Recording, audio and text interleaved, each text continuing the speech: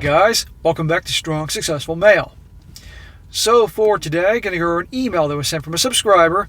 This is from a guy. He is now in his mid-30s, and he's going to share his story about the events that happened about 9-10 years ago, where he, like so many of you guys, subscribed to the blue pill narrative. He was just like those guys, like many of you guys used to be, that he believed those types of things like happy wife, happy life, make her the center of your universe, do anything to make her happy, she comes first, the girl is, the sun rises and sets with the girl, that type of thing. And just like many of you guys have made the mistake once, this guy also made that mistake and suffered because of it. And you're going to see this with the story he tells about this girlfriend he had. It was just drama central. He made all the mistakes I tell you guys not to do. But he was young in college, so he didn't know any better. But eventually, she pushes him too far. And you're going to see finally he has the birth of the red pill version of himself. And that carries through to today. And you're going to see, obviously, how he kicks her to the curb. And how, even at one point, she comes back, trying to get him back because they always come back.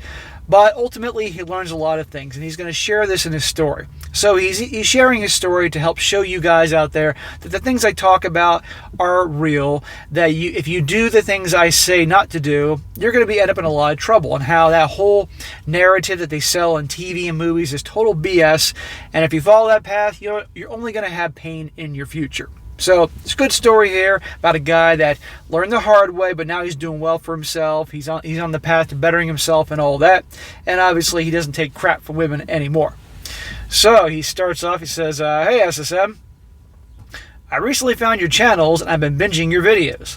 The crap that some of these guys put up with just blows my mind. After listening to some of them, I thought I would share a piece of my own history with you. I know it's long, so it's up to you if you want to publish it or not. Bro, this story is not long. Compared to other stories I've done, I've done personal stories you guys have sent that have been sometimes 15 pages long, if not more. So this is no big deal. This is easy for me. It says, to make it easier, you can refer to me as Tom. Before I start, yes, I was blue-pilled for the longest time, believing all the tropes. Happy wife, happy life, devoting myself to her happiness, putting her first, and all that crap. Yeah, it's more like happy life, no wife. Or you put yourself first. Or you devote yourself to your happiness. You start doing that, guys, you'll be amazed at how quickly your life turns around. But that's blasphemy to so many guys out there that are completely subscribed to the narrative that's being pushed and pushed very well.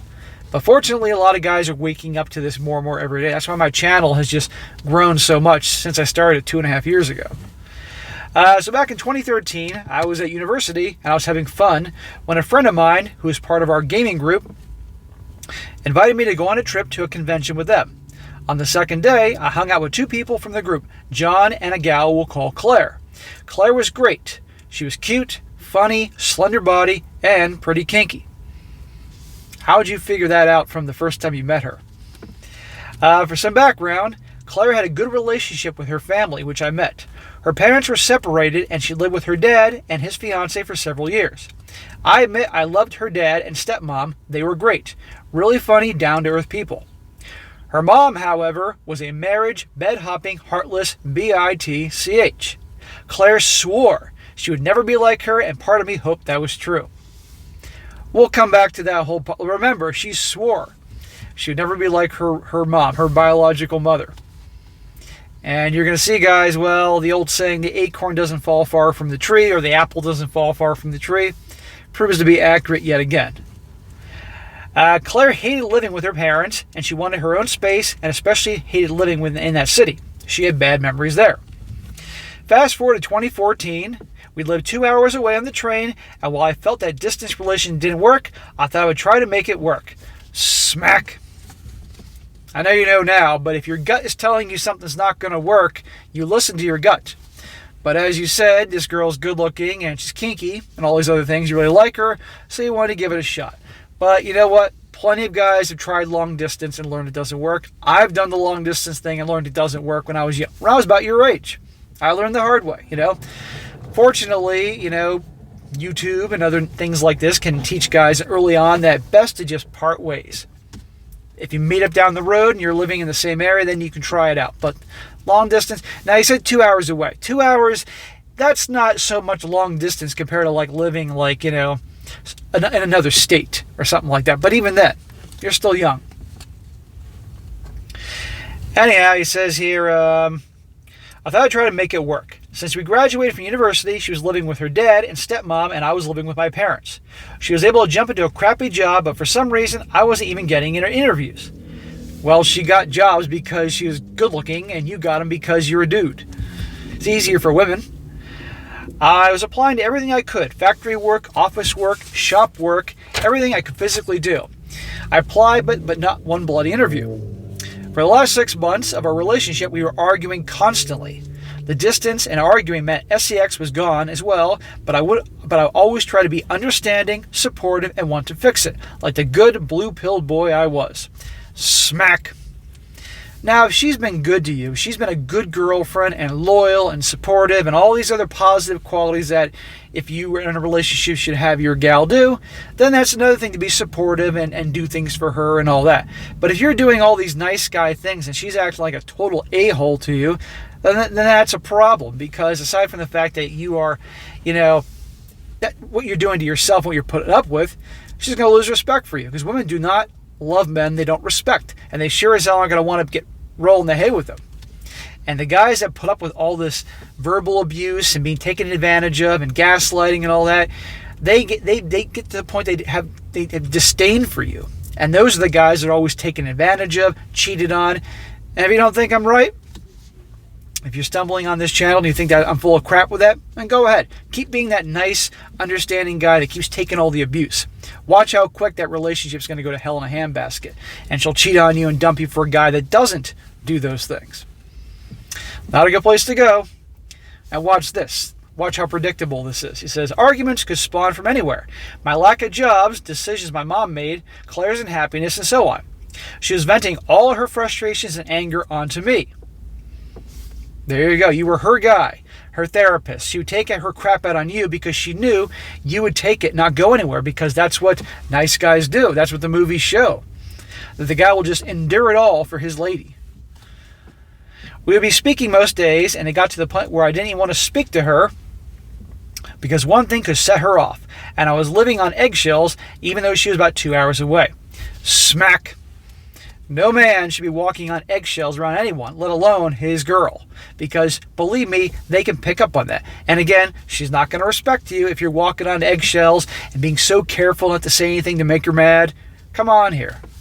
Gotta grow some balls. I made a decision, not what you think. It was close to New Year's in 2015. She was coming down to my place in January, and I thought, it's a new year and a fresh start for us. So you thought. And by the way, I want to mention something here. If they're apart, this couple hours apart, and they're not seeing each other, and they're not hooking up, and they're fighting all the time, I guarantee you she's getting some D someplace else. Guaranteed. Anyway, he says, I wasn't working, but I was saving what I could, and we'd go out to a nice restaurant when she was down here. I kept this a secret, and I wanted to surprise her, and I know she loves surprises. The last 2 phone calls we had, the first one we fought again. However, unlike every other time we spoke and an argument began, I just had enough. I said I didn't want to argue with anymore, and I'm gone. Bye-bye, and I hung up on her. Thank the Lord. You finally got some balls, dude. Good for you. On the second call, I could tell something was off with her. Eventually, I managed to get it out of her. When she was coming down to visit in January, she was going to dump me. What I tell you guys, it's only a matter of time. She preferred to do it in person, but I don't. I told her my plan and what I was going to do to make us work, but she said I should have just told her sooner, and it was already too late. I admit I was heartbroken. I love this girl, and she decided to leave me when I needed her support the most. Funny how that works. How many of you guys watching this? If you're honest with yourselves, how many of you guys have been in a relationship where you just gave and gave and gave, and you were there for her and listened to all her problems? You did what you thought was being a good boyfriend. You did what they showed you in the movies and what probably your female friends told you to do. And when you did that, and she was just a taker, and then when you had a tough situation, you needed her the most, that's when she dumped you. How many times have you guys been in a situation like that? It's unfortunate, but this is reality. And if you don't want to pay attention to this reality, then you're going to get hurt over and over and again. After our call ended and many tears later they were shed, I felt something that always stuck with me. I literally felt a weight lift off my shoulders. All the stress and pressure and negative feelings I was going through were just gone. Yeah, you were done.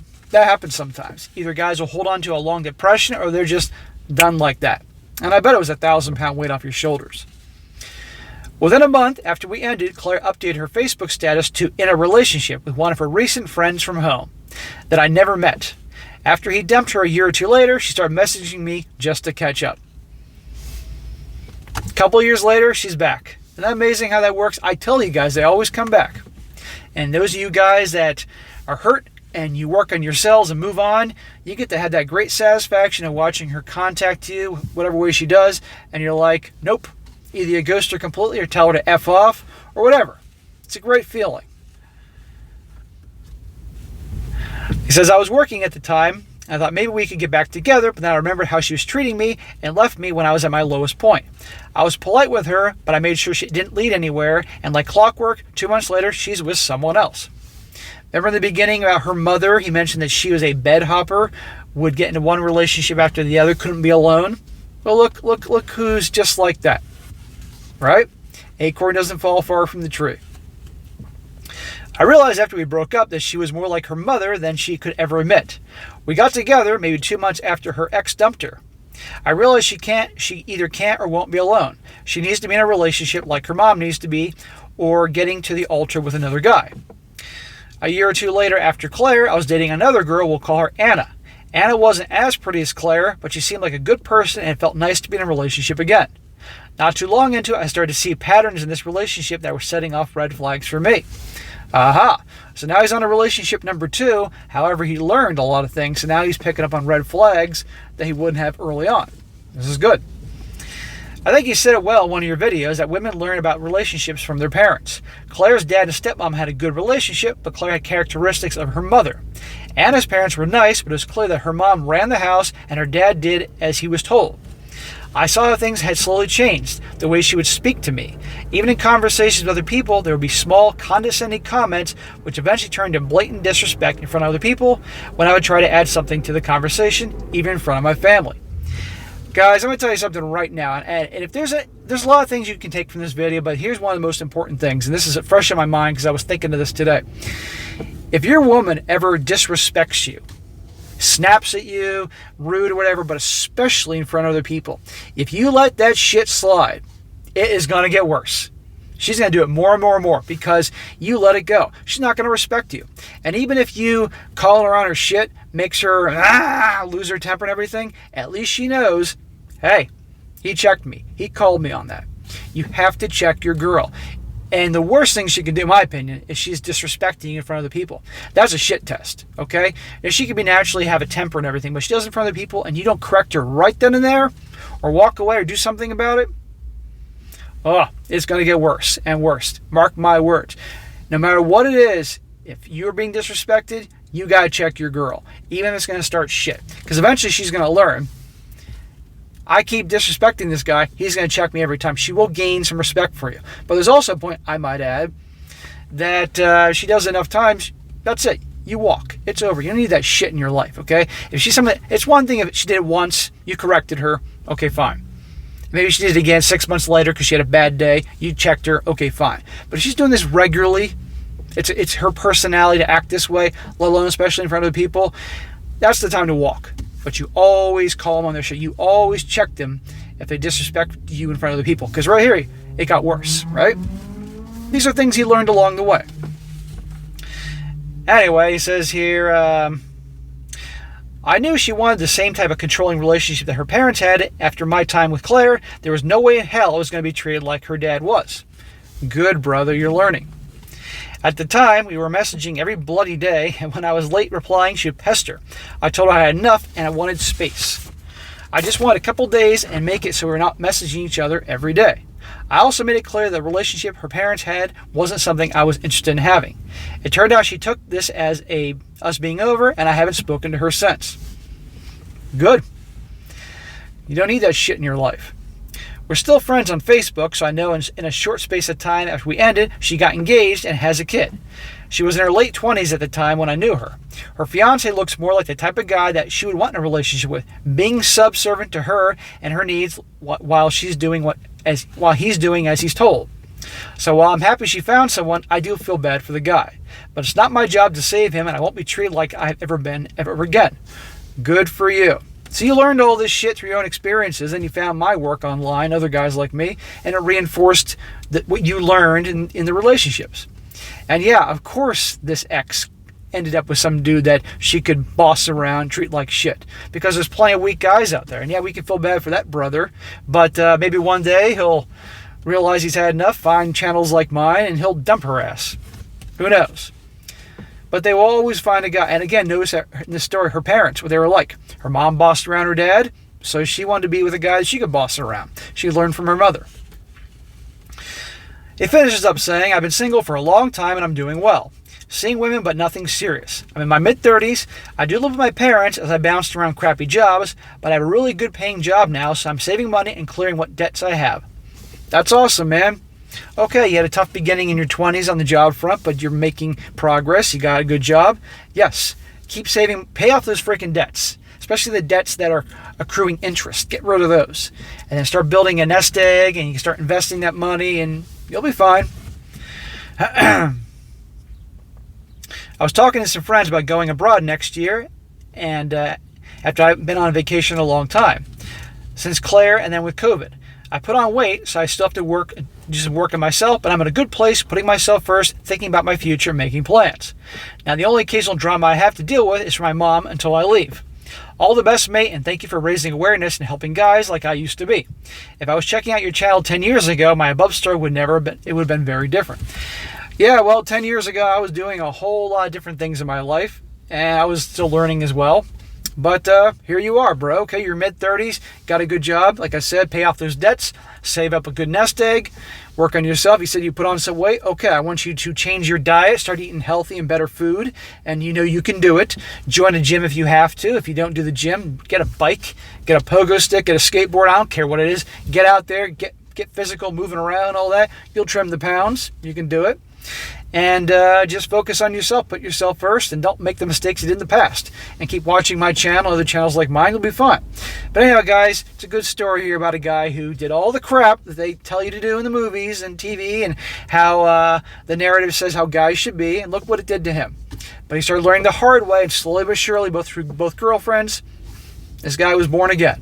So good for him. And hopefully this video will help out some guys out there that did this type of crap.